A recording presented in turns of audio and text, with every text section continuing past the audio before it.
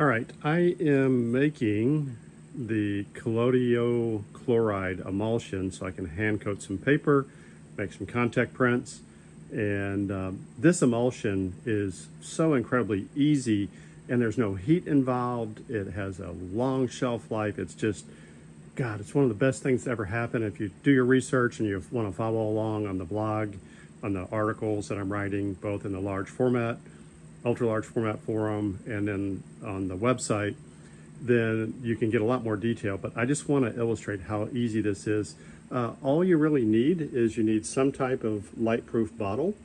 You're going to need some citric acid, silver nitrate, some USP Collodion. I get it from Mike at Artcraft because it's the higher quality pop, so it has to be at 5% or above. Everclear alcohol, strontium chloride, that's the salt you use, and glycerin. Then just a few beakers, glass stirring rod, a couple test tubes are optional really, syringe for adding the silver, and that's basically it. So what I've done so far is I've taken a gram of strontium chloride and dissolved it in a few milliliters of distilled water. And then I've taken actually 4 milliliters of glycerin and 4 milliliters of Everclear, and I've dissolved those together. And then what I'm getting ready to do is pour out 250 mils of this into this beaker, and then I'll add 85 mils of Everclear into that, and that's parts 1 and 2. And then what I'm going to do is then slowly mix all these parts together, and that's going to give me my salted collodion. And then what we have to do is we've got to build our restrainer, and so I'm going to dissolve just a small amount. It's like 1.8 grams of citric acid into some Everclear, just a couple milliliters of that with a stirring rod, and that's why I keep a lot of these little glass beakers around. And then I'm going to add that restrainer to the salted collodion that we just made. And then I'm going to take 6 grams of silver nitrate, and I'm going to dissolve that just in some distilled water, 7 mils of that, and then add in 20 mils of Everclear. And then we're in a really good position. I mean, all of this stuff that I just talked to you about is like less than like 10 minutes, even if you've never done it before. So anyway, then you take all that, you put it in the beaker, and you go over to a magnetic stirrer, like what I've got here. You don't need any heat, by the way, so even if you have just a regular stirrer, you can put that on there, put the little mixing peanut in there, get that going, and mix that up for about 5 minutes minimum.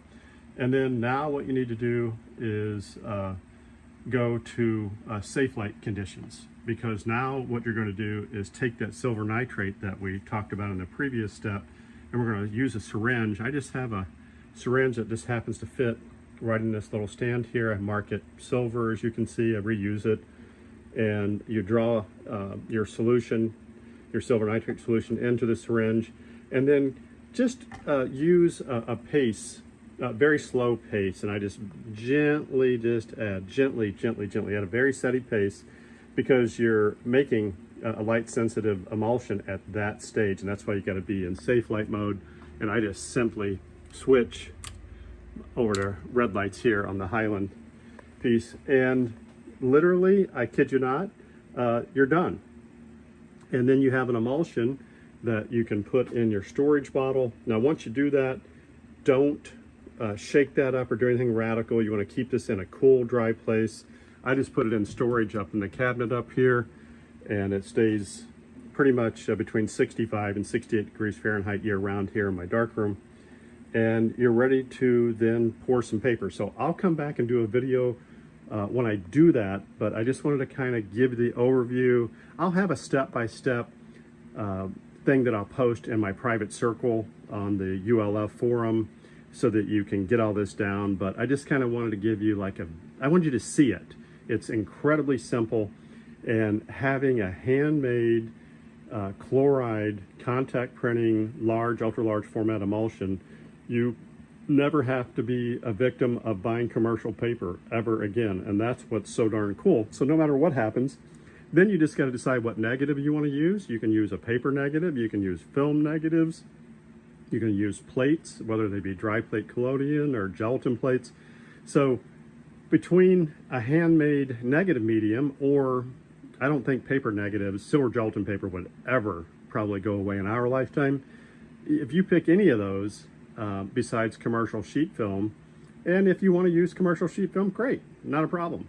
And I'm actually testing this on FP4, and I did a video a few days ago, about that, and I figured out that developing in the Stammer and Press 810 trays with the 5x7 film, it was roughly about 6.5 minutes, gave me a target density of around 1.65 to 1.7, and that's perfect for this emulsion. You can also use that same emulsion for making platinum and palladium and calotypes too, and there'll probably be some other processes. So that's a very versatile density on a negative when you get that dialed in. So anyway, I'll sign off for now. Hopefully you enjoyed this.